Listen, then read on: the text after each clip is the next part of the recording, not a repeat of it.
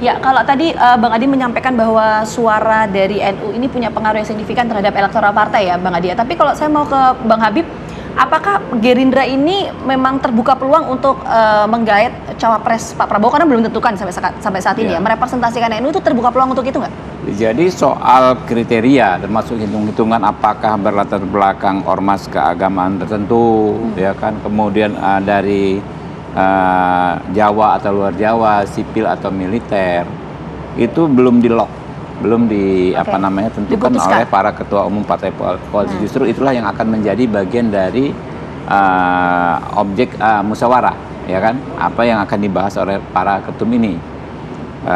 Hari-hari ini para ketum melakukan pertemuan ya, sampai beberapa saat ke depan ya, menentukan pertama soal kriterianya, yang kedua soal sosoknya. Jadi, adapun masukan dari lembaga survei, dari teman-teman wartawan, dari kami sendiri, dari partai-partai sendiri, dari tokoh-tokoh masyarakat, tentu menjadi bagian pengayaan informasi para ketua umum partai politik ini. Oke, jadi artinya masih terbuka peluang untuk itu ya, karena belum diputuskan. Terbuka, bisa ya, terbuka peluang bagi berbagai tokoh dari berbagai macam latar belakang. Oke, tapi pertanyaannya begini Bang, kalau misalnya tadi dikatakan oleh Mas Adi, oke, NU tuh biasanya memang terbagi suaranya begitu. Oke, kalau tadi Kang Maman, Bang Habibur Rahman, saling menghormati, memang silaturahmi itu baik. Nampaknya di kalangan elit tidak ada masalah, nggak ada yang baper di sini. PKB kayaknya nggak baper, Gerindra pun juga nggak baper. Tapi bagaimana dengan para nahdliyin yang di lapangan, di kalangan bawah? Mereka nampaknya justru kita harus kemana suara NU nih? Nampak seperti dibagi-bagi, ada pembelahan di sana. Bagaimana menjawab ini, Gerindra? Ya, nggak ada masalah ya kita ya. Kita kan menawarkan konsep. Pak Prabowo ini kan menawarkan konsep, menawarkan gagasan bagaimana Indonesia ke depan. Dan itu kan ke semua kalangan ya, ke semua warga negara. Tentu juga terhadap kalangan nahdliyin, kepada warga NU. Kita tahu nilai-nilai perjuangan NU kalau secara garis besar tentu sama juga dengan gagasan-gagasan besarnya Pak Prabowo. Nah, itu yang kita terus komunikasikan. Pak Prabowo juga rajin ketemu kiai-kiai yang berpengaruh ya. Bukan sekedar pertemuan biasa, itu kan bagian dari mensosialisasikan gagasan-gagasan beliau ya. Kayak beliau punya buku namanya Paradoks Indonesia ya. Jadi setiap ketemu kiai bawa buku tuh, kita berbicara dan menyampaikan buku tersebut yang berisi soal pendapat beliau bagaimana Indonesia ini ke depan. Nah, itu terus dilakukan oleh Pak Prabowo. Jadi kami tentu secara naluriah menginginkan sebanyak mungkin ya bagian nahdliyin ini mendukung Pak Prabowo. Nah, itu yang terus kita lakukan. Karena itu seperti tadi kata Kang Mamang, timingnya cukup tepat gitu loh Bang, pada saat usai Caimin bergabung dengan Anies Baswedan. Iya, jadi makanya, kayak rebutan suara NU. Jadi nggak perlu dipertentangkan apa yang saya sampaikan dengan apa yang Kang Maman ini sampaikan ya. Itu nggak penting dipertentangkan. Yang penting adalah prinsip kami. Kami ingin merangkul sebanyak mungkin kalangan ya, termasuk di NU sebanyak mungkin. Bagian dari NU ini kami ingin rangkul. PBNU itu beda dengan nahdliyin. Jadi kalau ada klaim PBNU itu belum tentu juga diikuti oleh nahdliyin. Nah, nahdliyinnya itu sangat demokratis, apalagi pasca era Gus Dur, di mana mereka sadar politik. Nah, makanya beberapa nahdliyin berpikir afiliasi politik. Nah, maka ketika pilihan kepada Gus Muhaimin bahwa dia menguasai paling tidak ada 58 kursi DPR dan begitu banyak kursi di Jawa Timur, maka hitungannya jelas. Silakan nahdliyin misalnya ada ikut dengan Pak Ganjar, Pak Prabowo, tetapi yang saudara-saudaranya atau pimpinan-pimpinannya di PKB itu otomatis nanti ikut ke PKB. Paling tidak itu yang tertanam bahwa nahdliyin itu cerdas. Nahdliyin itu secara demokratis itu sudah tidak perlu bingung nggak ya lihat pemimpinnya. Kadang-kadang mereka kiainya ke A, di bawahnya ke B. Asal minta doa aja, berkah. Dan kiai itu silahkan, ya kami doakan berkah dan lain sebagainya. Itulah sebenarnya yang menarik pada pola demokrasi di nahdliyin. Jangan berharap orang bisa mengkonsolidir untuk kekuatan politik praktis ya. Untuk nahdliyin itu pada satu suara. Tapi untuk satu hal, misalnya soal ideologi keumatan Ahlus Sunnah wal Jamaah yang moderat, toleran, ramah, anti radikal dan lain sebagainya, itu NU punya kesadaran induk, termasuk dakwah yang katakan Mas Alif tadi, dakwahnya merangkul. Dakwahnya tidak melihat bahwa dia berbeda dan sebagainya, merangkul, tidak memukul, memberikan argumen, tidak sentimen. Dan itu yang diajarkan oleh kiai-kiai dan meresap sampai ke bawah. Dijamin tidak ada pembelahan ya. Itu dia menurut saya ini jadi menarik ya.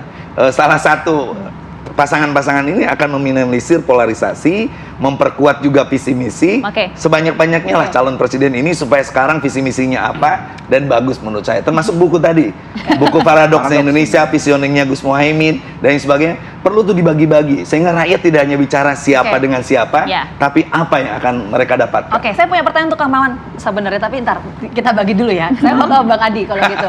Gini Bang Adi, kalau memang suara NU ini punya pengaruh yang signifikan terhadap elektoral partai, apakah kemudian psikologis partai politik saat ini nanti akan memilih sosok cawapres itu merepresentasikan NU? Dan polarisasi isu untuk 2024 nanti itu seperti apa? Karena kan cawapres mau nggak mau pasti akan tergantung juga dong salah satunya soal polarisasi Berpengaruh isunya. ya. Ya, saya kira sangat tergantung bagaimana konfigurasi politiknya. Kalau pasangan capres dan cawapresnya misalnya tidak terlampau signifikan selisihnya dengan yang lain, maka variabel NU dan tidak NU menjadi penting ya. Saya ingat persis ketika SBY 2009 itu bukan dari kalangan NU. Yang dipilih justru adalah Pak Budiono yang ya sama orang Jawa, dia juga Islamnya abangan dan bukan NU dan menang. Kenapa variabel NU itu menjadi penting? Karena dianggap akan melengkapi kemenangan di tengah kompetisi yang ketat. Prabowo misalnya dengan Pak Ganjar saat ini kan elektabilitasnya cukup kompetitif. Selisihnya di kisaran angka 2 ataupun 3%. Dalam asumsi dan analisis survei itu kan tidak bisa ada yang mengklaim siapa yang menang dan siapa yang kalah. Oleh karena itu variabel NU memang menjadi penting dalam konteks itu. Tapi yang ingin saya katakan, kita juga belajar dari pemilu 2004. Ada tokoh-tokoh NU, tokoh kunci maju dan kalah. Ada Kiai Hashim Muzadi saat itu dan kemudian ada Gus Solah. Dua-duanya kalah. Dan itu adalah elit-elit kunci. Yang ingin saya katakan bahwa penetrasi ke NU bukan hanya melalui simbol-simbol yang ada pada NU seperti para tokoh kiai, para ustadz, pada ulama dan seterusnya. Tapi yang paling penting penetrasi langsung, meyakinkan langsung kepada NU tentu melalui jejaring-jejaring kiai-kiai kampung itu loh. Karena mereka lah yang kemudian melakukan day-to-day campaign, day-to-day melakukan komunikasi kepada pemilih. Inilah yang kemudian saya sebutkan bahwa dalam tradisi NU saya menyebutnya sami'na wa ta'na. Misalnya ada satu pesantren Al-Khairat misalnya, sebut saja itu pesantren yang inisial nggak ada afiliasinya kemanapun. Kalau Pak Kiainya punya santri 10.000, itu akan mengikuti kecenderungan Pak Kiainya. Kalau santri ini punya 4 keluarga, kan tinggal dikalikan. 10 kali 4 jadi 40.000. Itu baru satu pesantren. Itu satu pesantren. Kalau dia menguasai 10 pesantren bisa dibayangkan. Ini yang kemudian ada dalam tradisi NU. Kenapa penting dekat dengan ulama, kemudian dekat para masyayikh dan ustadz-ustadz yang teridentifikasi sebagai KNU. Pertanyaan saya begini, artinya nanti ketika pemilu 2024 itu seberapa besar potensi dari partai politik ini akan menggait sosok dari NU untuk menjadi cawapres? Penting besar. Saya membaca untuk 2024 ini seakan-akan memang menjadi bonus ya bagi tokoh-tokoh NU 2024 karena NU dianggap sebagai kunci. Misalnya kalaupun toh saat ini di kubunya Prabowo Subianto ada Erik, ada Erlangga dan kemungkinan belakangan muncul nama Hovifah kok. Bukan tidak mungkin Hovifah akan menjadi sosok yang sangat mungkin dipertimbangkan akan menjadi pendampingnya. Artinya besar ya peluangnya ya? Oh iya sangat besar. NU ya, karena NU dianggap faktor determinan yang bisa memenangkan pertarungan. Di kubunya Pak Ganjar juga begitu. Ada Pak Mahfud MD yang kemudian muncul juga namanya yang dianggap sebagai pintu masuk. Kalau Anies kan jelas pintu masuknya PKB. Nah ini kemudian Prabowo pintu masuk ke NU-nya siapa? Mungkin Erick Thohir gitu ya. Karena PBNU merekomendasikan Erick Thohir sebagai salah satu cawapres itu PBNU ya. Kemudian orang juga bertanya, Pak Ganjar Pranowo lewat mana? Mungkin lewat P3 dan mungkin juga melalui cawapresnya seperti Pak Mahfud MD ataupun yang lainnya. Oke, Kang Maman, betulkah pintu masuk memang kemenangan Amin ini dari PKB dan juga akan mampu merebut suara NU hingga memenangkan Pilpres nanti? Saya rasa itu menjadi kesepakatan juga bahwa kunci Jawa Timur, kunci NU itu salah satu faktor yang akan dominan memenangkan Pilpres ini. Maka pilihan memilih Gus Muhaimin dengan PKB yang solid, baik dari sisi kursi termasuk juga dari apa yang dikatakan Mas Adi tadi. Kita selalu disuruh untuk bersilaturahmi tiap hari, solid ya, Bang? Ketemu kiai-kiai kampung, ketemu masyarakat secara langsung, itu menjadi kata kunci bahwa suara Nahdien itu besar, tetapi pola silaturahmi yang efektif, sistematik untuk terus meyakinkan bahwa politik itu merebut kekuasaan tapi untuk kemaslahatan masyarakat dan rakyat. Oke, kalau Bang Habib melihatnya suara NU ini seberapa signifikan untuk Partai Gerindra terutama? Karena kan siap jadi salah satu faktor untuk cawapres? Tentu sangat penting ya,